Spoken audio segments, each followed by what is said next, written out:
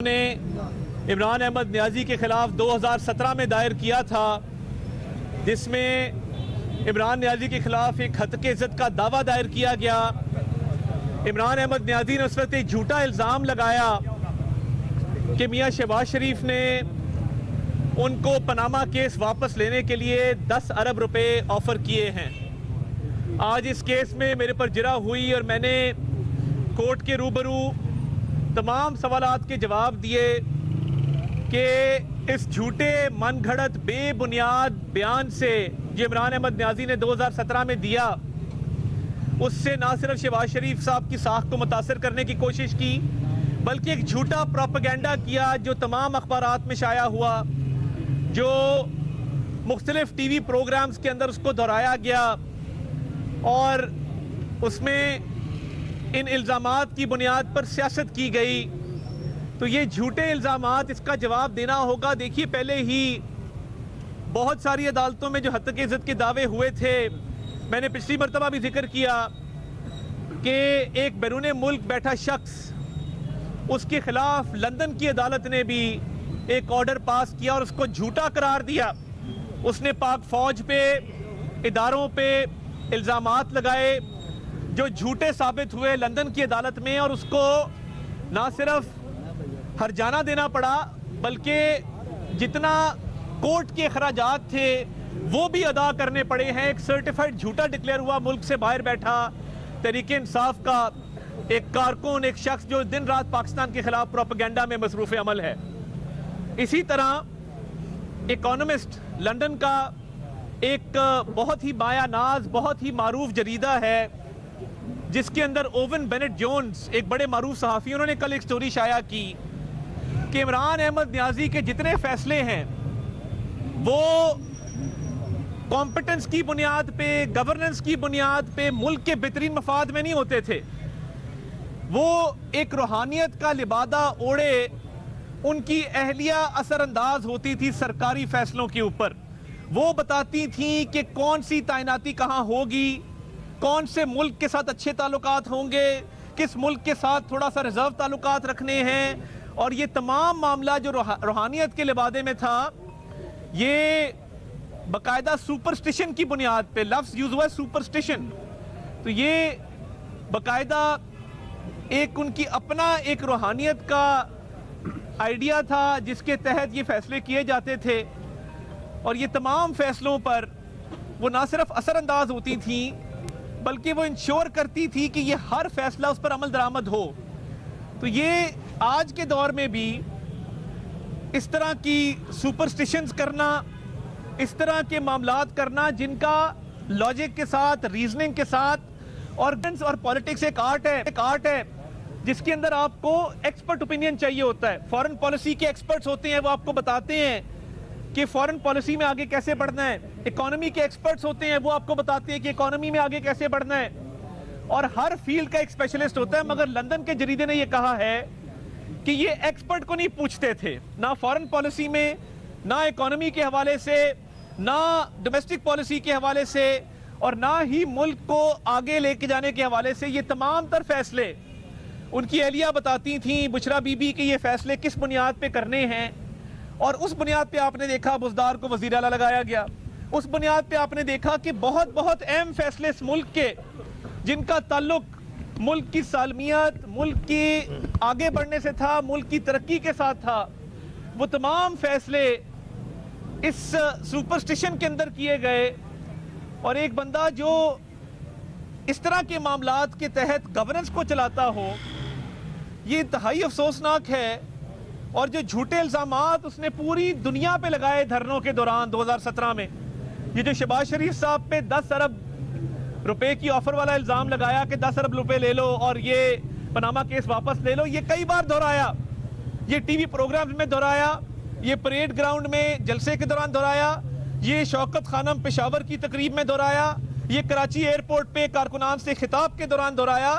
اس شخص کی تاریخ یہ ہے کہ یہ جب بولے گا جھوٹ بولے گا، اور جب فیصلہ کرنے پہ آتا ہے تو آج دنیا کے جریدے یہ کہہ رہے ہیں کہ فیصلوں کے پیچھے ایک پورا سسٹم تھا جھوٹ کا، بہتان کا، اور وہ تمام فیصلے وہ خاتون خانہ کرواتی تھیں اپنی ایک انہوں نے اپنا ہی روحانی سلسلہ بنایا تھا. بندہ پوچھے دنیا کے اندر ادارے ہیں اور بڑے بڑے عالم فاضل مفتی صاحبان موجود ہیں جو دین کی تعلیم دیتے ہیں, جو عزت کی جگہ پہ ہیں. جامعہ ازہر ہے, دنیا کے اندر یونیورسٹیز ہیں, ہمارے ہاں انٹرنیشنل اسلامک یونیورسٹی ہے, ہمارے ہاں پیر صاحبان ہیں, مشائخ ہیں, مفتیان ہیں جو دین کی تعلیم دیتے ہیں اور لوگ باقاعدہ یہ تعلیم حاصل کرتے ہیں. تو یہ کون سی دین کی تعلیم تھی یا روحانیت تھی جس کا ذکر اس جریدے کے اندر ہوا ہے, جس کے تحت پاکستان کی تقدیر کے فیصلے سابق وزیر اعظم عمران خان کرتے تھے, اور ان کی سیاست جھوٹ, منافقت اور الزام تراشی کے علاوہ کچھ نہیں ہے. آج خیبر پختونخوا کے صوبے میں مجھے بتائیں کتنے ہسپتال, یونیورسٹیاں, کالج, کتنی سڑکیں بنی ہیں, کتنے میگا پروجیکٹ لے کے آئے ہیں. تصویر صاف کر لو, چپل کا ناپ دے دو, وکٹری کا نشان بنا دو, 4 نعرے لگا لو. وانا کے اندر جو ایک ہیروئک آپریشن ہوا, یہ اے پی ایس سے 10 گنا زیادہ بڑا سانحہ خدا نخواستہ ہو سکتا تھا. 550 سٹوڈنٹس تھے, اور ان 550 سٹوڈنٹس کے حوالے سے جو پاک فوج نے بڑی مہارت, بڑی احتیاط اور بہادری دلیری سے وہ آپریشن کیا, کسی ایک بھی سٹوڈنٹ کا نقصان نہیں ہوا اور سارے دہشت گردوں کو جہنم واصل کیا. میں سمجھتا ہوں ہماری پاک فوج, ہماری فورسز خراج تحسین کے لائق ہیں, جنہوں نے پہلے جعفر ایکسپریس کی کنسپیریسی جو ہے اس کو فیل کیا, اور اس کے بعد اب یہ وانا کیڈٹ کالج کے حوالے سے ایک مہارت کے ساتھ آپریشن کر کے 550 سٹوڈنٹس کی جانیں بچائی گئیں. اسی طرح بھی آئی بی ڈویژن نے اور سی ٹی ڈی نے وہ جو اسلام آباد کچہری کے باہر دھماکہ ہوا اس کے ہینڈلر سہولت کاروں کو پکڑ لیا ہے اور ان سے تفتیش جاری ہے, اور بہت پیش رفت ہوئی ہے اس کیس کے اندر بھی. اس کی مزید تفصیلات سے بھی آپ کو آگاہ کریں گے. مگر الحمدللہ یہ جو سافٹ ٹارگٹس کے پیچھے جا رہے ہیں, اس کا تمام کا سراغ جو ہے وہ نکالا جا رہا ہے, اور پاکستان میں الحمدللہ انشاءاللہ تعالی امن آئے گا. اور یہ سافٹ ٹارگٹ کے پیچھے اس لیے جا رہے ہیں کیونکہ اب ان کی ہارڈ ٹارگٹ اچیو کرنے کی کیپیسٹی نہیں رہی, تو یہ اس لیے اس طرح کی حرکتیں کر رہے ہیں. مگر ہماری سیکیورٹی محفوظ ہاتھوں میں ہے, اور میں ایک بار پھر سری لنکن گورنمنٹ کا, سری لنکن کرکٹ ٹیم کا, ان کی مینجمنٹ کا, ان کے ہائی کمشنر کا شکریہ ادا کرتا ہوں. کل ہائی کمشنر میرے ساتھ تھے رات کے میچ کے اوپر, اور قوم کو بھی مبارک, وزیر اعظم نے بھی دی, بابر اعظم نے سینچری سکور کی, ٹیم نے بڑی اچھی پرفارمنس دی. سری لنکن ہائی کمشنر کا میں نے خود شکریہ ادا کیا. اس میں ڈپلومیٹک چینلز بھی استعمال ہوئے, اور میں سمجھتا ہوں کہ جس طریقے سے وزیر اعظم نے رول پلے کیا, محسن نقوی صاحب اس پر لگے رہے, ہائی کمشنر سے ملاقاتیں کی, فیلڈ مارشل سید عاصم منیر نے ان کے ہاں بات کی, ان کے جو ڈیفنس فورسز کے ہیڈ ہیں ان سے. تو یہ ایک ٹیم ورک کے تحت کرکٹ اس ملک کے اندر الحمدللہ جاری و ساری ہے اور محفوظ طریقے سے جاری رہے گا. ہم اس موقع پہ زمبابوے کی کرکٹ ٹیم جو پاکستان میں ٹرائی اینگولر سیریز کھیلنے آئی ہے ان کا بھی شکریہ ادا کرتے ہیں, اور انشاءاللہ پاکستان میں کرکٹ جاری رہے گا, عوام کو اچھی کرکٹ دیکھنے کو ملے گی, اور پاکستان انشاءاللہ تعالیٰ پاکستان کا ہر شہری محفوظ رہے گا. کے دور میں جو ججز کو لگایا گیا تھا, آج انہی ججز کو جو ہے ٹرانسفر کرنے کی باتیں کی جا رہی ہے, لسٹیں مرتب کر دی گئی ہیں. یہ کب تک چلے گا؟ تیرا جج, میرا جج, اس کا جج, اس کا جج. دیکھیے, ایک تو مناسب نہیں ہے کہ آئینی ترمیم کے اوپر ہم اس طرح کا کامنٹ پاس کریں.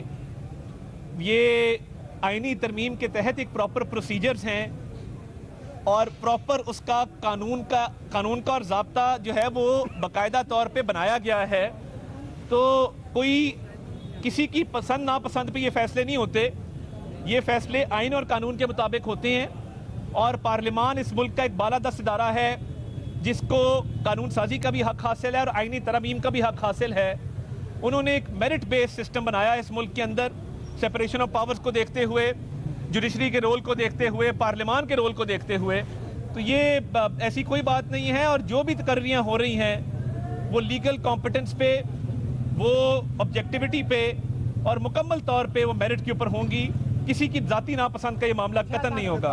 بتائیے گا کہ بیرون ملک کچھ خاص بیٹھ کے یہ سوشل میڈیا پہ پراپوگنڈا کر رہے ہیں کہ فرد واحد کے لیے 27ویں ترمیم کی گئی, اس پہ آپ کا کیا موقع؟ دیکھیے, میں سمجھتا ہوں کہ یہ جنگ جیتنے کے بعد, اور اللہ تعالیٰ نے پاکستان کو جو عزت دی پوری دنیا میں, پاکستان کو لوگ اب سلام کرتے ہیں, پاکستانی پاسپورٹ کو عزت دیتے ہیں, پاکستانی شہریوں کو عزت مل رہی ہے. ایک جنگ ہم جیتے ہیں تو وہ اس پہ تنقید کون کرتا ہے؟ तहरीक इंसाफ करती है या इंडिया और अफगानिस्तान करते हैं, तो सोशल मीडिया पे कई दफ़ा इनका बयानिया एक हो जाता है। तो ये मैं समझता हूँ कि मुल्क से बाहर बैठे जो लोग हैं उन्हें मैं दावत देता हूँ यहाँ पे सोशल मीडिया कॉन्फ्रेंस करें पाकिस्तान में आके, यहाँ पे आके बात करें इन चीज़ों पे। बाकी भी उनके रहनुमा यहीं पे है ना, इनकी सारे रहनुमा यहाँ पे बात करते हैं। अली मोहम्मद खान असेंबली में तकरीर करते हैं, बैरिस्टर गौहर यहाँ पे तकरीर करते हैं। तो ये बाहर बैठ के बातें कर देना फलां के लिए धमका के लिए, मैं समझता हूँ कि ये सिर्फ प्रोपेगेंडा है।